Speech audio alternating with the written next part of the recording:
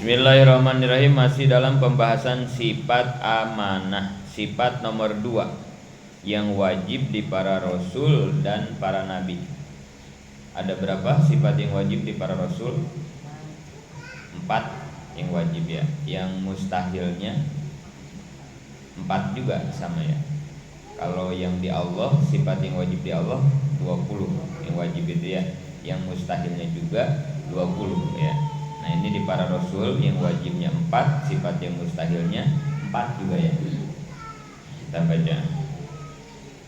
Sidik, amanah, tabligh, fatonah, kizib, hianat, kitman, biladah, benar, terpercaya, menyampaikan dan pintar, bohong, hianat, menyembunyikan dan bodoh. Sifat yang wajib di para rasul 4. Yang pertama sifat apa? Sidik. Artinya apa sidik? Benar. Perlawanannya sifat mustahilnya kizib. Artinya bohong ya. Yang kedua amanah. Artinya terpercaya. Perlawanannya sifat mustahilnya hianat. Hianat mah berarti tidak bisa dipercaya ya. Berkhianat berarti ya. Kemarin kita sudah sampai di sifat amanah, halaman 65-nya. Wa dalilu ala zalika annahum law khanu. Dalil akli ini ya. Dalil akal yang menunjukkan para rasul itu wajib amanah. Annahum law khanu, jika para rasul itu hianat. Ini kalau para rasul, para nabi enggak amanah ya, tidak terpercaya, berarti hianat berarti ya. Bifi'li muharramin, sehingga karena para rasul hianat, akhirnya para rasul, para nabi melakukan yang diharamkan oleh agama, gitu ya, karena hianat. Au makruhin, atau melakukan yang dimakruhkan. Lakunna ma'murina bimisli zalik, pasti ya, kita juga umatnya disuruh melakukan hal yang serupa. Berarti kan begitu ya. Sedangkan kita tidak pernah ya menemukan hadis perintah Nabi kepada yang haram atau yang makruh, nggak ada ya. Nah, ini berarti jelas secara akal kita, secara logika, maka jelas para nabi, para rasul tidak pernah hianat.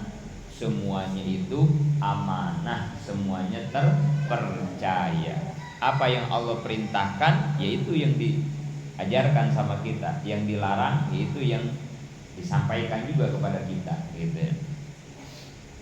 Wala yasihu an nu'maru bi muharramin, para rasul enggak sah nyuruh kita melakukan yang haram atau yang makruh. Penjelasan. 1. Allah Ta'ala memerintahkan kepada kita sebagai umat Nabi Muhammad sallallahu alaihi wasallam untuk mengikuti jejak langkahnya, malah pekerjaan lidah, pekerjaan hati, dan lain-lain, kecuali pekerjaan yang khusus bagi beliau sendiri atau yang menjadi watak pribadi, seperti cara berjalan, cara duduk, dan lain sebagainya. Sebagaimana firman Allah surat Al-Imran ayat 31, Qul in kuntum tuhibbunallah fattabi'uni yuhibbukumullah. Katakan Muhammad, jika kamu benar-benar mencintai Allah, ikutilah aku Muhammad, niscaya Allah mengasihi dan mengampuni dosa-dosamu. Dari sifat amanah ini, maka kita nih selaku umat oleh agama, oleh Islam diperintahkan. Karena para nabi, para rasul itu sifatnya amanah, terpercaya, maka kita harus wajib mengikuti nabi, mengikuti para rasul. dalam segala hal ya, dalam segala hal, ibadahnya, sosialnya, akhlak, usaha gitu ya, muamalah berarti ya, dan semuanya aja, berkeluarganya, rumah tangganya, semuanya ya, kita wajib mengikuti Kangjeng Nabi. Laqad kana lakum fi Rasulillahi uswatun hasanah. Nyata di diri Kangjeng Nabi itu ada uswah. Kemarin udah ya. Uswah itu apa? Tauladan. Suri tauladan ya. Suri tauladan yang baik gitu ya. Itu cuma Nabi itu yang punya itu ya. Kemarin sudah dibahas, ada mau'izatul hasanah, ada uswatun hasanah. Mau'izatul hasanah mah gampang ya. Apa mau'izatul hasanah itu? Ceramah ya, pidato gitu ya, ngasih nasihat ya. Mau'izatul hasanah mah ngasih nasihat yang baik. Pidato, ceramah itu mah gampang ya, bisa diapalin, bisa ngeliat YouTube, bisa lah. Gampang, pengen jadi penceramah mah gampang ya. Asal jago ngomong, ngapalin beberapa ayat Quran, beberapa hadis buat dalil ya. Terus dilatih pakai jubah, pakai sorban, nah udah gitu ya. Kalau ibu-ibunya bajunya yang bagus, nah udah itu mah ya. Apalagi sekarang mah udah banyak media sosial. Udah tinggal nyewa orang aja suruh diviralin gitu ya. Ntar udah viral gitu, pada manggil gitu ya, udah pada manggil. Ya bahkan kita juga kan ya, nasehatin anak kita pinter, nasehatin suami juga wah pinter kita nih ibu-ibu kan gitu ya. Nasehatin tetangga pinter kan nasehatin mah. Jago, mau'izatul hasanah mah jago. Nah, yang susah menjadi uswatun hasanah. Nah, ini mah susahnya. Ngaji, dianya kagak ngaji. Nah, gitu. Tutup aurat yang rapet, dia nggak pakai kerudung. Nah, ini nih. Jangan ngomongin orang lu. Ntar kalau ngomongin orang lu, dosa orang itu dikasih nama lu. Gitu kita kalau nasihatin mah ya. Kita kalau udah ngomongin orang 2 jam gitu ya. Nah, itu yang susah menjadi uswah ya. Jadi contoh, jadi sauri tauladan gitu. Dan kemarin kata Sayyidina Ali, dilalatul hal aula min dilalatil maqal. Memberi petunjuk dengan perilaku lebih baik daripada memberi petunjuk dengan omongan. Mendingan jangan banyak ngomong, lebih baik banyak bekerja, memberi contoh gitu ya. Ngasih tahu, ngomong aja banyak-banyaklah secukupnya aja gitu ya. Selebihnya mah yang harus kita banyakkan adalah kerja nyata gitu ya, kerja nyata. Karena Allah juga kan di Quran dia mengatakan kaburo maktan indallahi an taqulu ma la taf'alun. Allah sangat benci, sangat murka sama orang yang cuman bisa ngomong, enggak bisa mengerjakan. Dan ini penyakit para ustaz ya. Ibu-ibu mah nggak terlalu parah dah ya, nggak terlalu parah lah ibu-ibu. Ini mah penyakit para ustaz. Ini makanya, aduh, saya mah secara pribadi gitu ya, aduh udah, nggak ngaji, nggak ngajar, emang tugas ya. Dilemanya begitu ya. Banyak ngajar kan saya banyak ngomong ya. Di mana-mana ngomong kan gitu ya, sama Umi ngajar di mana-mana ya. Masalah harmonisasi rumah tangga kan begitu ya, masalah ngedidik anak soleh kan begitu ya, masalah ibadah. Padahal saya juga sama Umi, aduh kan begitu. Jadi ibu-ibu mah enak kan ngedengerin doang kan begitu ya. Ini yang suka ngomong ini yang repot ini ya. Ya Allah, dosa saya udah kayak apa tahu ya. Allah tahu aja malaikat kali ya. Abi ngomong gitu doang, gue yang tahu. Ibu-ibu kan kagak tahu kelakuan saya kan gitu ya.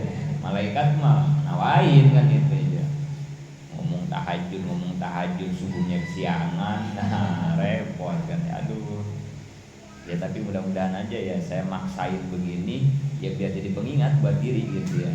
Biar ya lah, jangan bisa ngomong doang lah gitu ya. Ayo sayanya juga harus bisa mengamalkan. Karena kata Nabi, kullukum halka ilal alimun, semuanya itu bakal hancur kecuali orang yang berilmu. Jadi semua itu bakal binasa kecuali kalau kita punya ilmu. Insya Allah tuh selamat dah kalau punya ilmu mah ya. Ya jadi orang bodoh mah kan bahaya ya, ketipu mulu, ditipu orang mulu kan gitu ya. Mau ini nggak bisa, itu nggak bisa, bangkrut mulu, salah langkah, itu namanya orang bodoh ya. Makanya hancur jadi orang bodoh mah. Kalau pengen selamat harus punya ilmu, ngaji, belajar, gitu ya. Tapi ilmu juga ternyata tidak menjamin seseorang selamat, enggak ternyata. Wal alimuna halka illal amilun. Orang yang udah punya ilmu juga nggak ngejamin ilmunya bisa nyelamatin dirinya, enggak, kecuali ilmunya diamalin. Nah ini nih mati mic-nya.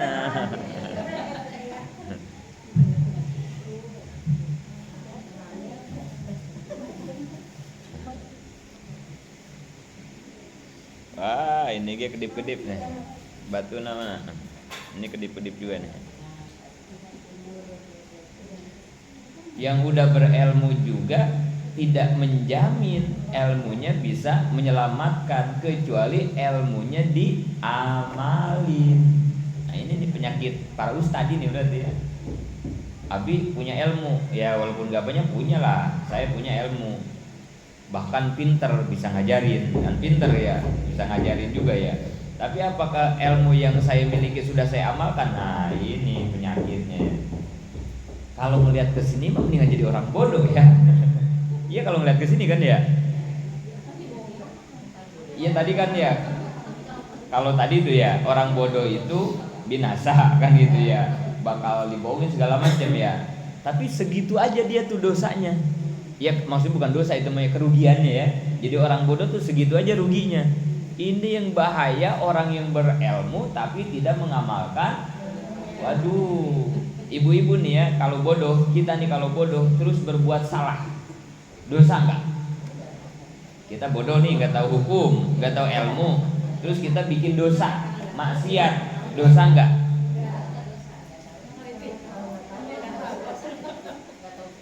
Kita ngeridit, misalnya kita ngeridit ya, ngeridit, kita nggak tahu ya, kirain ngeridit bukan riba, kita nggak tahu kan ya, kita ngeridit mulu, ngeridit motor, ngeridit baju, ngeridit apa aja dikreditin sama kita kan gitu ya. Kita tapi kagak tahu, kirain kredit itu menurut fikih bukan riba. Kita nggak tahu kan ya, kredit mulu. Kan tapi kan kita nggak tahu ya. Karena tidak tahu dosa nggak? Tidak. Dua hal kan ya yang diampuni oleh Allah itu. Satu lupa, kedua tidak tahu. Diampunin itu. Lagi puasa makan, lupa. Kan nggak batal kan ya? Kalau benar-benar lupa. Atau yang kedua tadi, kirain kredit itu tidak haram, bukan riba, kita ngeridit. Dan nggak tahu, itu juga sama, nggak dosa. Enak jadi orang bodoh mah ya. Kalau salah teh kagak dosa, maksudnya begitu. Ya maksudnya di sisi yang ini ya. Nah, tadi mah beda lagi cerita. Ini mah gini ya. Tapi kalau berilmu nih, kita nih udah ngaji nih, kita yang suka ngaji ya. Udah dikasih tahu sama guru, jangan ngeridit itu haram, riba. Wah dosanya gede banget. Masih aja ngeridit. Nah itu dosanya berapa biji? Kita udah tahu dikerjain, dosanya berapa biji? Nggak satu itu mah ya, nggak satu itu. Udah tahu dikerjain. Kita ngaji di mana-mana, kata guru jangan suka ngomongin orang, kan gitu udah tahu banget ya. Ngomongin lagi. Nah itu dosanya berapa biji? Itu. Gak enaknya jadi orang gak enaknya jadi berilmu begitu ya. Kalau ilmunya tidak diamalin, jadi dosanya berlipat-lipat. Kalau begitu kan mendingan jadi orang bodoh ya. Salah dia kagak dosa. Yang ngelihat dari sini maksudnya. Bukan berarti juga ya udah dah nggak usah ngaji lah, bodoh aja ya, bukan, jangan juga. Ini mah maksudnya supaya jadi peringatan buat kita ya, hati-hati kalau Allah sudah naikin derajat gitu ya, dari yang bodoh menjadi orang yang berilmu, harus lebih hati-hati. Karena ilmu yang tidak diamalkan yaitu akibatnya Allah amat murka, kaburo maktan indallah yang taqulu malatab alun. Yang lebih parah lagi nih, nanti nih dalam satu keterangan dikatakan di neraka, nanti nih di neraka nih di keterangan dijelasin ada orang yang menghebohkan ahli neraka. Di neraka ini ya, orang kan lagi di neraka lagi pada disiksa ya, lagi pada disiksa lah, ngurusin diri sendiri aja udah pada kebingungan kan. Nanti nih di neraka itu kan ya semuanya orang lagi disiksa, tiba-tiba ada seseorang yang bikin heboh ahli neraka. Bayangin, di neraka aja udah pada repot semua, udah pada kesakitan, tapi tiba-tiba ada satu orang misalnya yang malah bikin heboh ahli neraka, sehingga mereka menonton orang tersebut. Bayangin, masa lagi disiksa pakai nonton kan gitu ya, aneh. Berarti kan ini azabnya nggak main-main berarti ya, sehingga membuat heboh penduduk ahli neraka. Ditonton dia disiksa, saking siksaannya beda dengan siksaan orang-orang. Ditonton dia ahli neraka. Akhirnya ditanya, ini si Fulan punya dosa apa sehingga kok siksaannya beda dengan siksaan kita lah gitu ya, yang dosa biasa. Akhirnya malaikat ngejelasin, ini adalah orang yang dulu di dunia berilmu dan dia pandai berbicara, memberi nasihat dan lain, tapi dia sendiri tidak pernah mengamalkan ilmunya. Nauzubillah min dzalik ya Allah ya. Nah ini ya, cara pribadi mah takut gitu ya, banyak ngaji takut gitu ya. Jadi saya jadi banyak ngomong dan ngamalin enggak, tapi sekali lagi deh, karena kewajiban kan gitu ya, tetap kita harus ngajarin kan kewajibannya. Yang kedua ya tadi ya, mudah-mudahan setiap omongan yang saya sampaikan bukan niat ngajarin ibu-ibu, bukan niat, tapi ngajarin diri saya supaya saya berubah gitu, saya berubah dan kali aja jadi motivasi yang lebih kuat kan gitu ya. Kalau udah begini mah jangan orang mulu diajarin, ayo kitanya juga harus berubah gitu ya. Jadi yang pertama, orang bodoh akan binasa kecuali orang berilmu. Ternyata orang berilmu pun akan binasa kalau dia tidak mengamalkan ilmunya. Ternyata tidak sampai di situ juga, orang yang udah ngamalin ilmu masih terancam juga ternyata. Wal amiluna halka, orang yang udah ngamalin ilmu dia bakal binasa kata Nabi. Ya Allah ya. Ini jangan kepedean nih kita juga ya. Gua udah ngaji, udah tahu ilmunya, udah gua amalin lagi, udah gua mah paling selamat, paling aman. Enggak, ternyata kata Nabi masih ada itu ancamannya. Wal amiluna halka illal mukhlisun, orang yang udah ngamalin ilmu juga masih berpotensi binasa, celaka, hancur. Illal mukhlisun, kecuali orang yang mengamalkan ilmunya dengan penuh keikhlasan. Udah selesai sampai di situ. Wa ma umiru illa liya'budullaha mukhlisina lahuddin. Selesai sampai di situ udah ya. Yang pertama, wa ma khalaqtul jinna wal insa illa liya'budun. Yang pertama kan itu dulu ya. Wa ma khalaqtul jinna wal insa illa liya'budun. Tidaklah semata-mata kamu diperintah tidaklah kamu diciptakan wahai jin dan manusia, awalnya begitu dulu ya, illa liya'budun, kecuali kamu untuk beribadah. Itu yang pertama gitu kan ya, bahwa kita diciptakan oleh Allah ini untuk beribadah. Yang pertama begitu ya. Yang kedua, wa ma umiru illa liya'budullah mukhlisina lahuddin, tapi tidak semata-mata aku perintah kamu ibadah kecuali ibadah itu harus ikhlas. Kan gitu ya. Satu, Allah nyuruh kita ibadah. Yang kedua, Allah ngingetin lagi di ayat lain, ibadahmu harus ikhlas. Inilah puncaknya di situ. Karena orang yang rajin ibadah, orang yang hebat ngamalin ilmunya, kalau tidak ada ikhlas tetap binasa, tetap nggak ada artinya. Ikhlas itu apa ibu-ibu?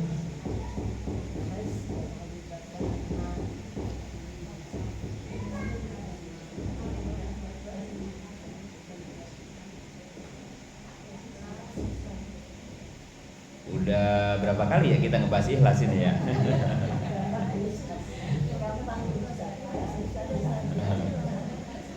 Tapi ingat ya, kata kuncinya ingat ya, kalau ibu-ibu ngaji harus lupa.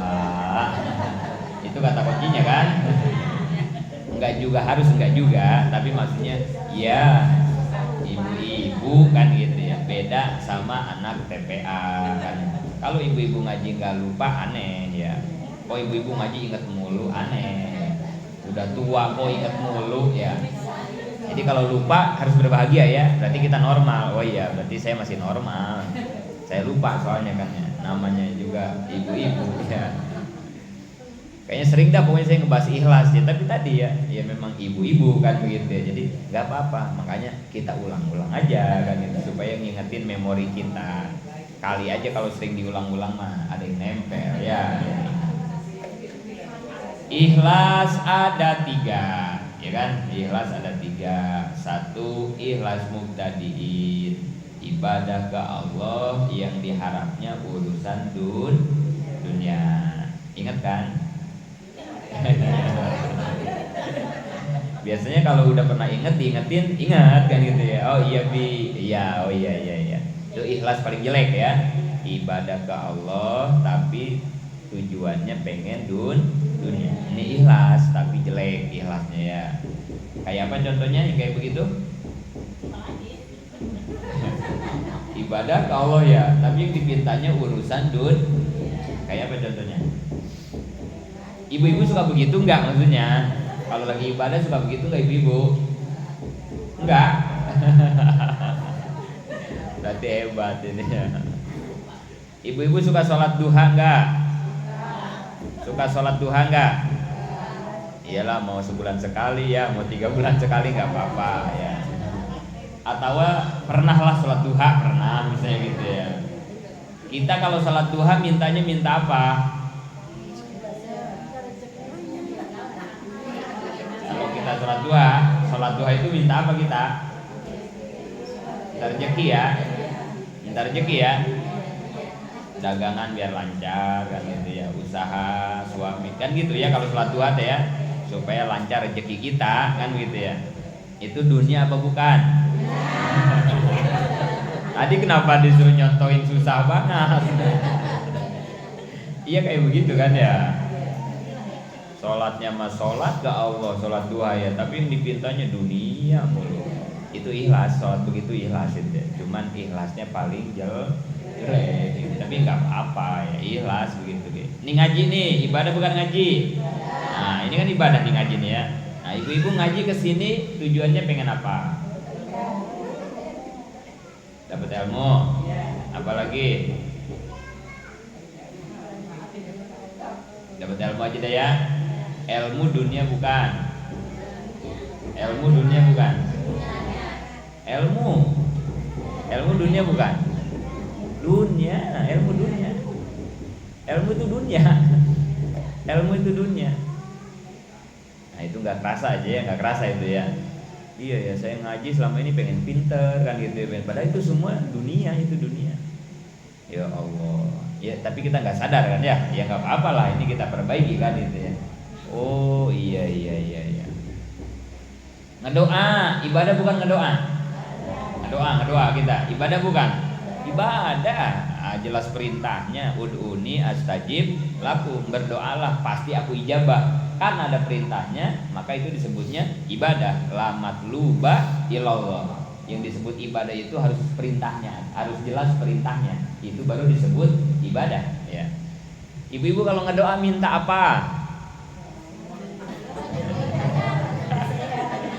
Nah, ini yang repot ini ya.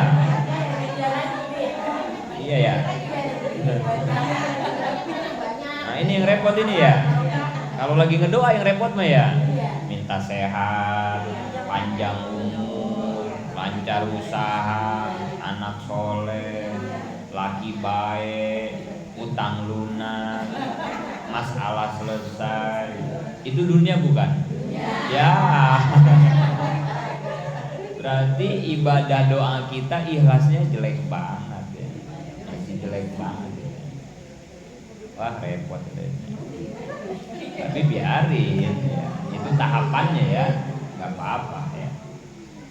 Kata guru suka nyontoin orang kalau lagi gojek ya, gojek itu orang kalau lagi gojek Jangan suka pengen tujuannya ya, orang yang Gojek gitu ya. Jangan tujuannya pengen naik motor. Gitu kata guru gitu ya.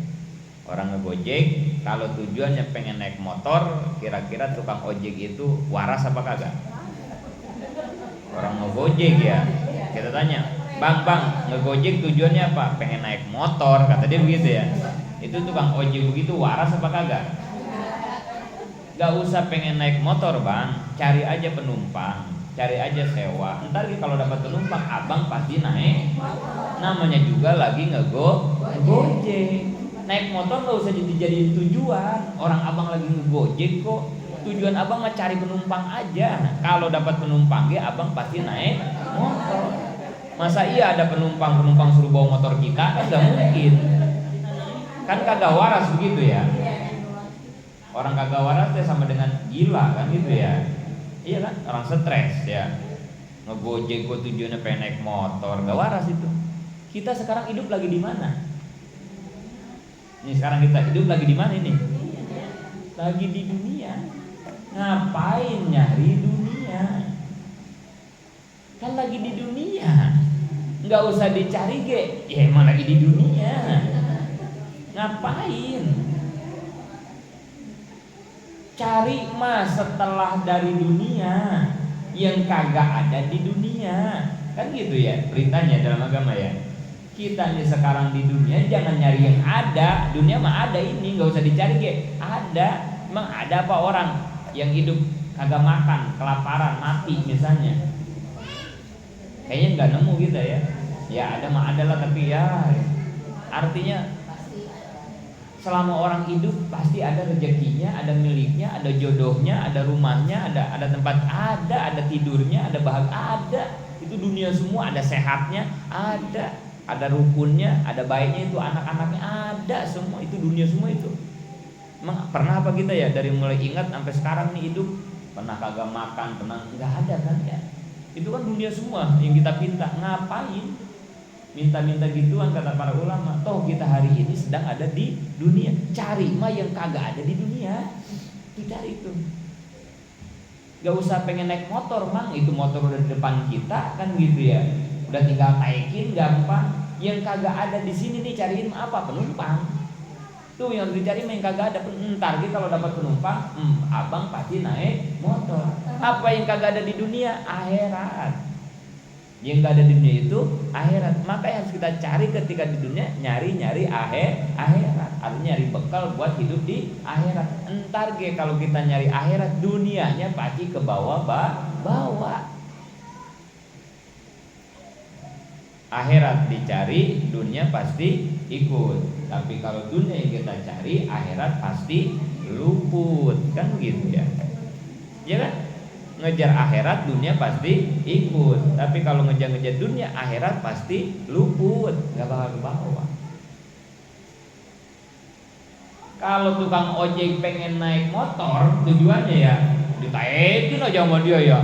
Ayo diputar-putar, Padurenan, Bantar Gebang, ke Tambun, putar-putar.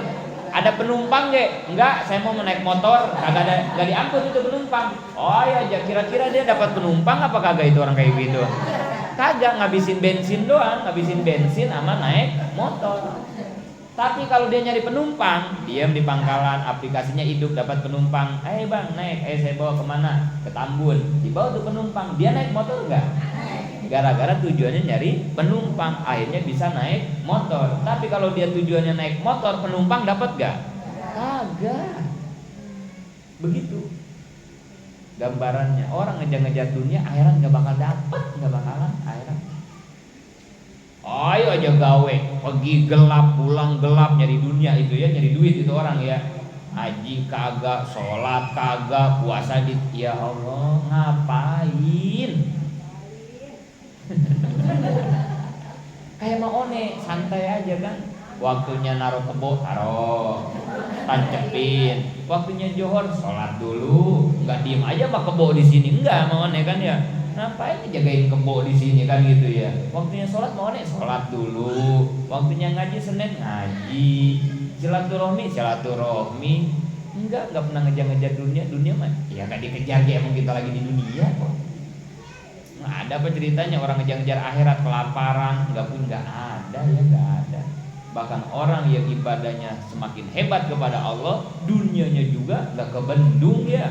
Ya Allah, guru-guru kita kan kalau kita lihat ya, makanya sekarang miris banget itu kejadian yang apa itu pesantren ambruk itu ya. Itu kan pertama mereka dibully kiai itu ya sama pesantren. Sekarang udah mulai ngebully nih ya. Apa katanya kiainya bermewah-mewahan, ibunya naik Alphard lah segala macam. Hari ini kan mulai ya, santrinya dikerja paksa, suruh ngebangun, udah mulai begitu nih sekarang ya. Nah itu udah biasa lah. Kalau ya maksudnya fitnah akhir zaman gitu ya, udah mulai nyerang tuh model-model kayak begitu ya. Para kiai, para guru-guru kita ya yang hari ini kita lihat, satu ya, kita jangan melihat hari ini kan gitu ya, jangan melihat hari ini. Ya saya juga mungkin sama Umi ketika dikerangkan, jangankan mobil atau ya motor kita gak punya kan gitu ya. Ya nggak boleh ngeliat hari ini kan gitu ya. Maksudnya perjuangan para guru-guru kan gitu ya. Kalau ngeliat hari ini mah, apalagi ibu-ibu ya yang pernah ke Tasik ya, kita jarak ke sana ya. Emang ada rumah guru kita di Tasik yang jelek? Kagak ada ya. Mas Siti itu marani ya. Ya Allah, gua gede rumahnya kan ya. Mobilnya lagi kagak satu kan gitu ya. Motor mau udah belatak kan gitu ya. Belum pakaian, belum sawah. Guru kita itu bandanya ya. Jangan dilihat hari ini. Terus yang kedua, itu bukan dari memeras para santri, bukan. Santri suruh bayaran apa segala macam misalnya. Lah kagak ada. Jangan jauh-jauh guru kita di sini aja kita nyaksiin ya. Anak santri yang bayaran berapa persen kan gitu, yang kagak bayaran berapa persen, terus yang bayaran juga tahu lancar tahu kagak kan begitu ya. Tapi apa abi umi santri sini kekurangan kan kagak, karena ya itu tadi, orang kalau udah ngejar akhirat intan surullaha yansurkum, orang kalau udah mau ngebela menolong agama Allah, Allah yang pasang badan bahasanya, gua yang jamin hidup lu kata Allah, asal lu mau berjuang di jalan aku kata, udah nggak ada takutnya sama sekali. Itu yang dilakukan oleh guru-guru kita, ngandalin santri, mau santrinya ribuan kek, berapa duit sih di Tasik aja, di Tasik Mama Siti tahu di sono bayaran cuman berapa sebulan mak, 450.000 di Tasik itu bayaran santri 450.000 buat makan ke habis ya, buat makan ke ya Allah 450.000 sebulan ya, makan sehari 2 kali ya elah, mana buat guru, mana buat listrik, mana ya nggak cukup. Santri sekarang hampir 7.000 mungkin di Tasik itu ya, dari 450.000 santrinya 7.000. Emang yang bayaran aktif tiap bulan berapa? Enggak sampai 60%, enggak 100%, enggak 60% aja udah hebat. Sesisanya mah namanya orang tua ya, ada lagi punya duit, ada yang kagak punya duit. Jadi hampir 40% santri di Tasik kagak bayaran. Bayangin, udah mah bayarannya 450.000, itu dibagi sama guru kita supaya cukup untuk bisa makan santri yang 7.000, menanggung yang 40% yang belum bisa bayaran. Bayangin, mau ngambil dari mana, maksudnya gitu ya. Kalau guru bisa dipitnah ngambilin duit para santri untuk bermewah-mewah, ya Allah, dari mana ngambilnya? Yang ada mah guru pada nombokin kan gitu ya. Nggak aneh guru mah ngejual mobil buat pesantren, nggak aneh. Nggak aneh guru mah ngejualin baju, ngejualin cincinnya buat makan, nggak aneh. Ya Allah, kita ngebangun ini segala macam kan itu. Atau kalau ngandelin dari jamaah mah mau kapan jadinya kan gitu ya. Maksudnya bukan kita nyepelin sodako jamaah, tapi kan ya kita dengan jamaah kan ya seadanya kemampuan kita ya, patungan dikit-dikit.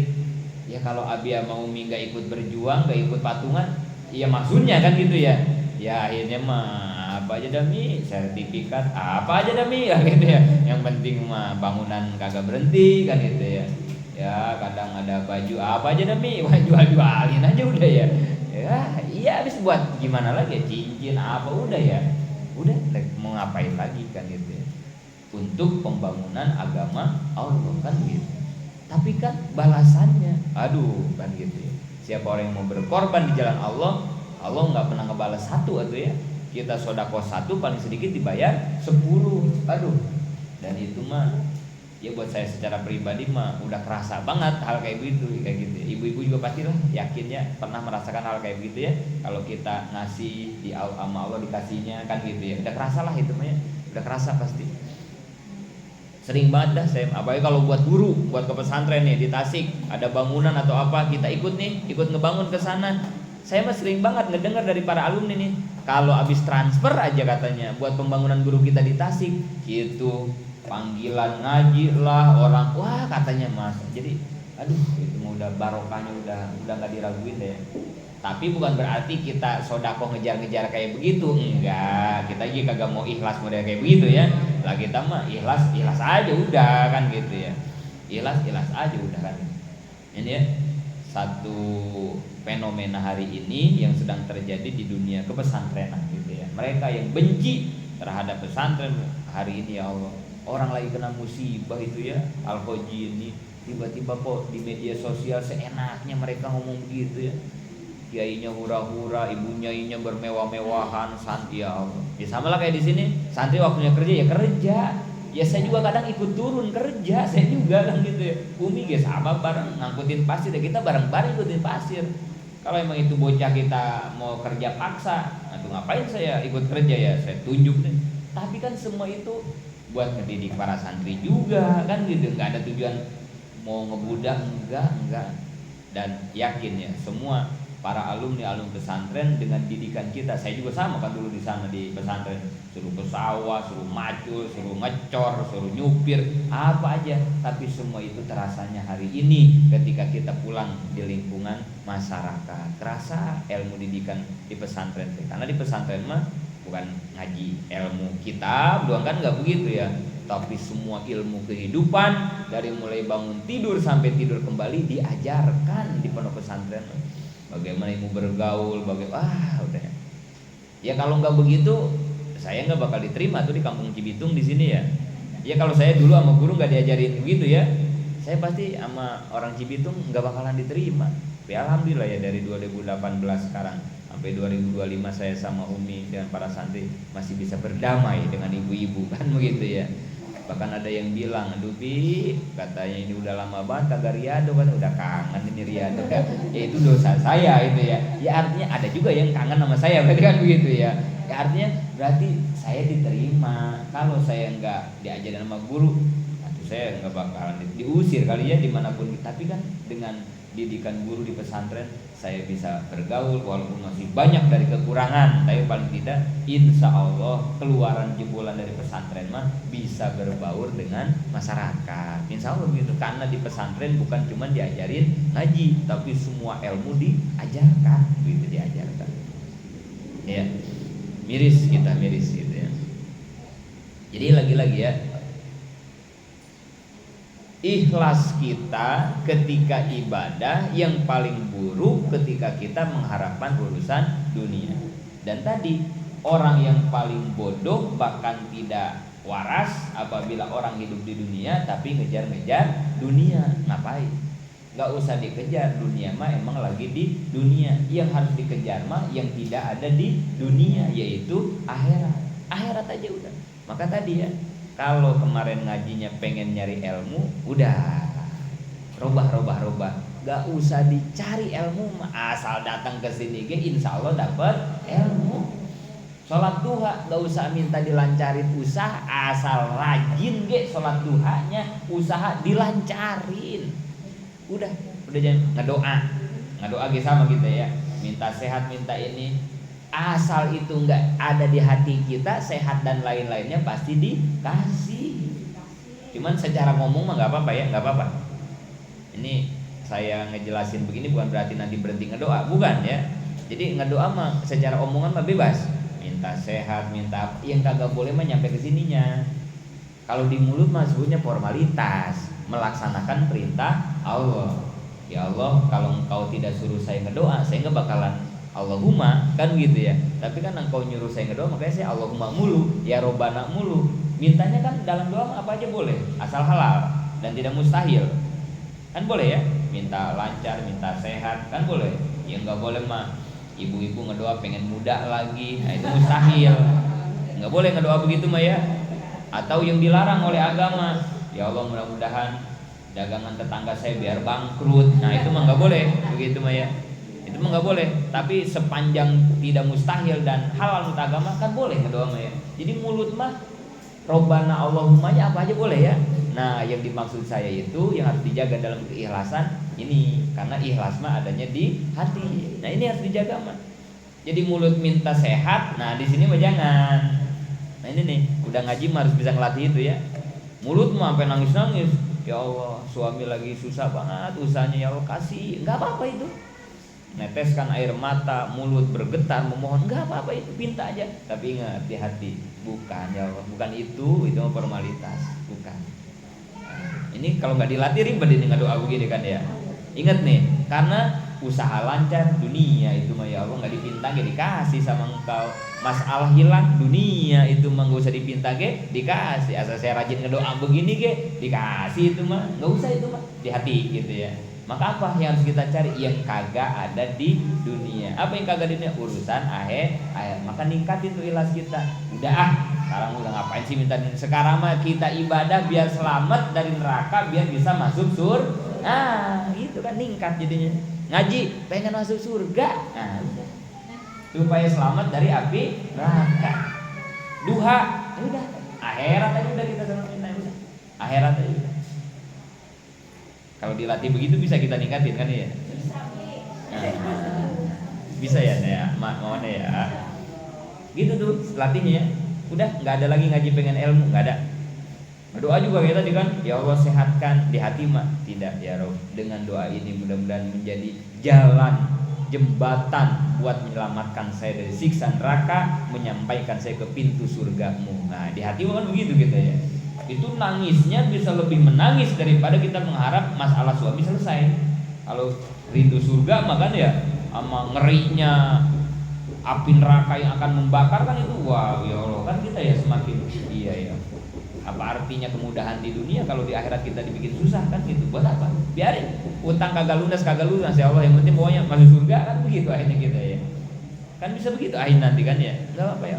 Anak Badar ya Badar dah, ngedoa pengen soleh Badar aja biarin, nggak apa-apa. Pusingin saya di dunia sama anak Badar, tapi nanti saya di sana dibahagiakan dengan surga, kan begitu ya. Amin. Jadi kita mintanya kan begitu ya. Jadi kan tingkat tuh dari ikhlas mubtadiin menjadi ikhlas abidin. Yang kedua itu ya, orang yang ibadah udah nggak ngarep dunia, tapi yang diharapkan urusan akhirat. Apa itu akhirat? Pengen masuk surga, selamat dari api neraka. Ningkat udah tuh ikhlas kita. Terakhir, kalau udah sampai di ikhlas itu tuh ya, kalau udah kayak tadi ibadah kita tuh ya, ibadah cuman pengen surga supaya selamat dari neraka. Nah dari situ latih lagi tuh. Hati kitanya latih lagi ya, latih lagi. Gimana dilatihnya? Ini biar ikhlasnya naik lagi nih ya. Karena ingat ya tadi kuncinya, tidak semua orang yang mengamalkan ilmu selamat. Masih ada potensi celaka dan binasa kalau ikhlasnya tidak benar. Nah, maka penting kita memperbaiki ikhlas dalam beribadah. Puncak yang terakhir. Setelah itu latih hati kita lagi. Gua kenapa ya ibadah cuman pengen masuk surga, latihnya begitu ya. Gua kenapa ya pakai kerudung rapat-rapat supaya kagak disiksa di neraka. Nah gitu ya. Ngehindarin ngomongin orang supaya lidah gua nanti kagak digunting di neraka. Misalnya kan begitu ya. Kenapa cuman itu yang ditakuti gitu.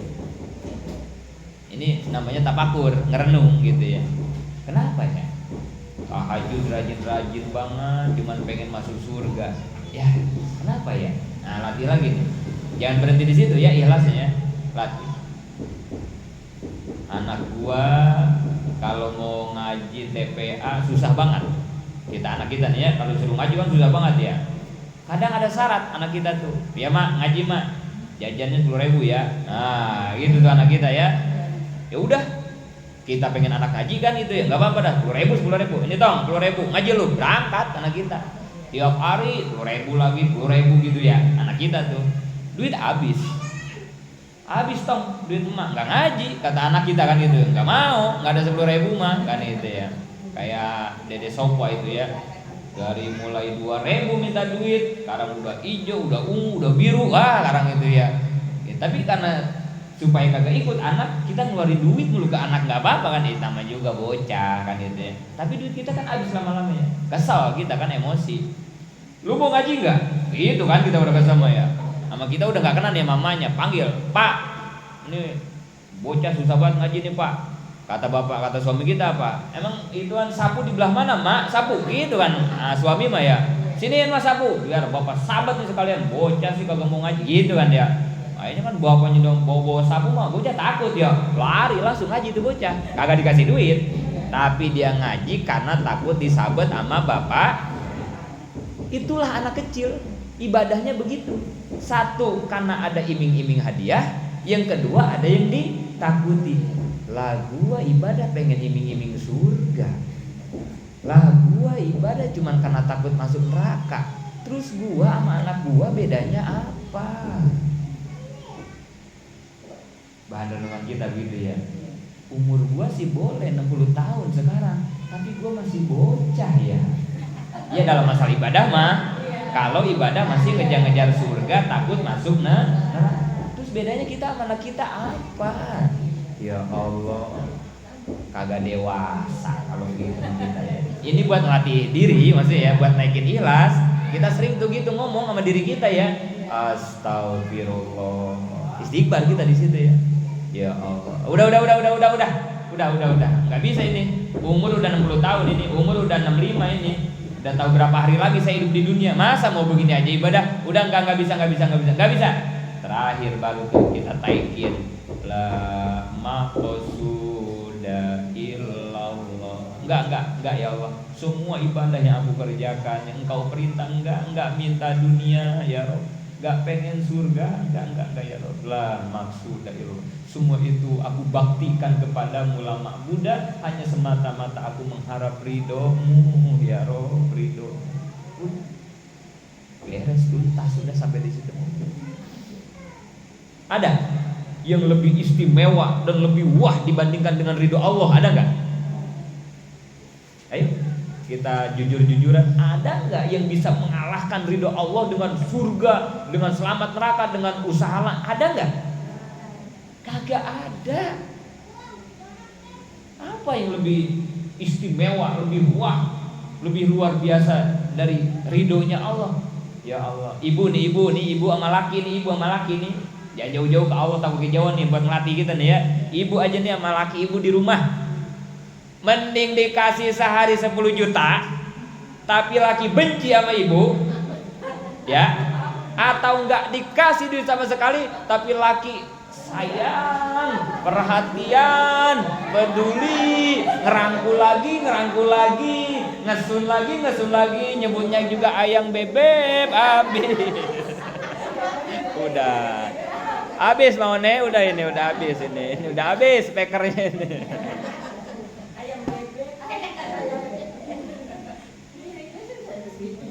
Ya, yang ini masih banyak Mone. Ini yang tadi diganti nih ya Mone ya. Udah 2 habis mic kita ngaji nih pagi ini Mone. Jam 9 lewat berapa? Ibu mah ngaji nggak pada bawa jam ya. Jadi biar nggak kerasa kan. Ada di HP kan? Jam 10 belum, dikit lagi ya. Jadi mending bagaimana kita kan ya, mendingan 10 juta tapi laki cemberut, ngambek, benci sama kita, dibanding tanpa seperak pun tapi kasih sayangnya, pedulinya, romantisnya setiap detik kita rasakan. Mending mana?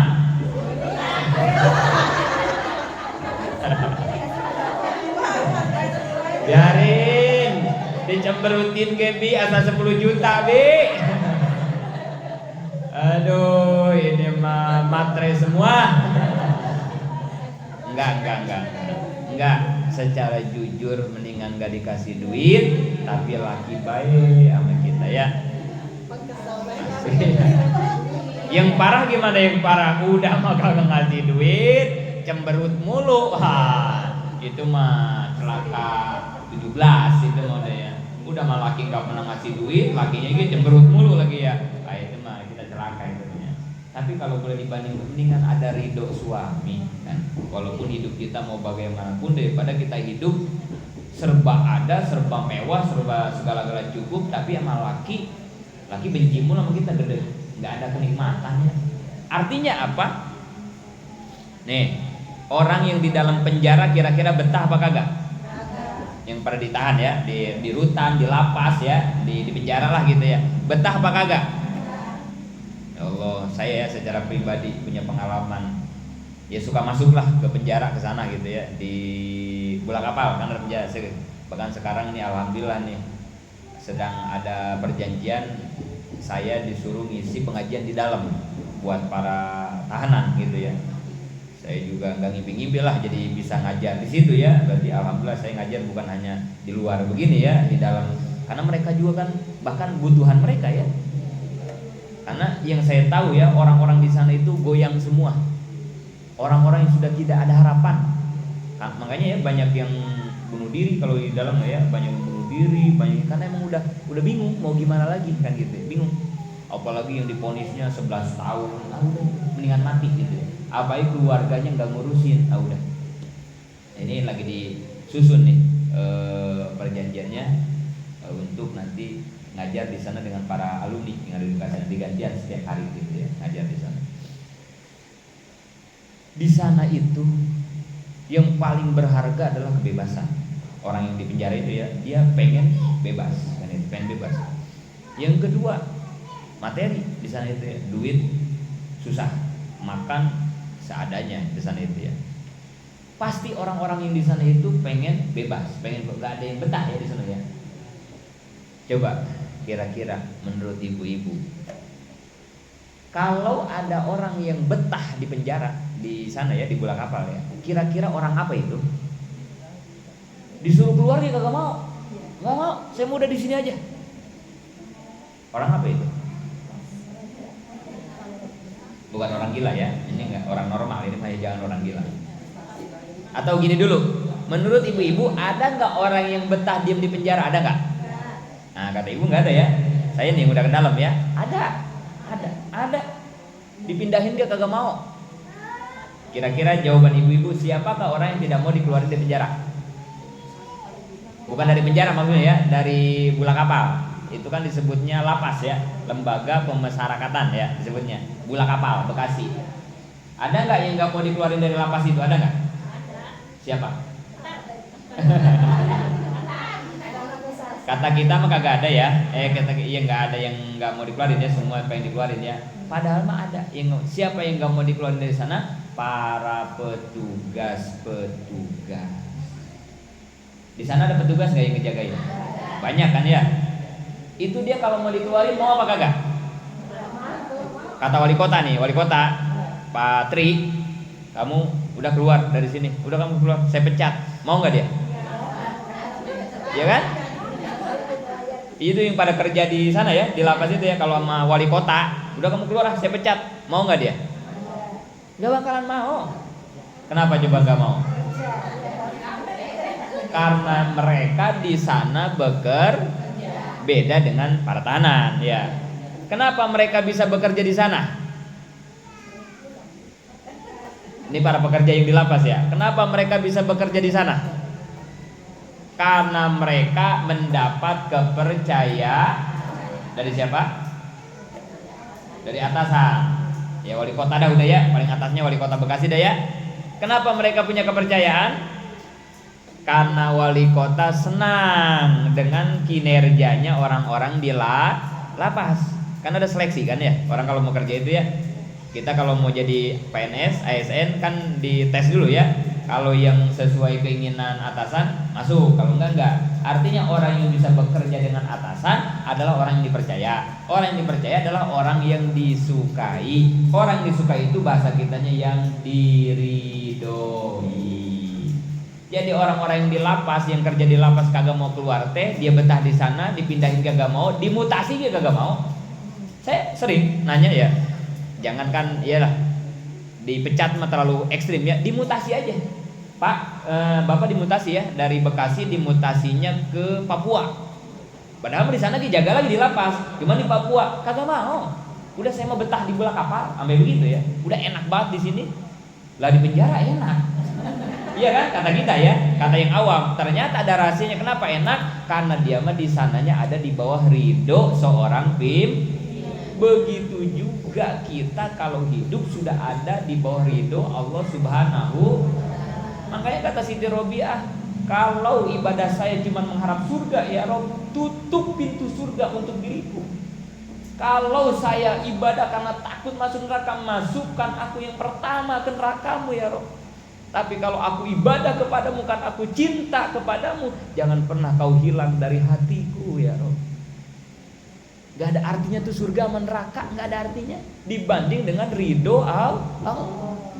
Mendingan surganya hilang, nerakanya hilang, tapi Allah tetap ada di hati.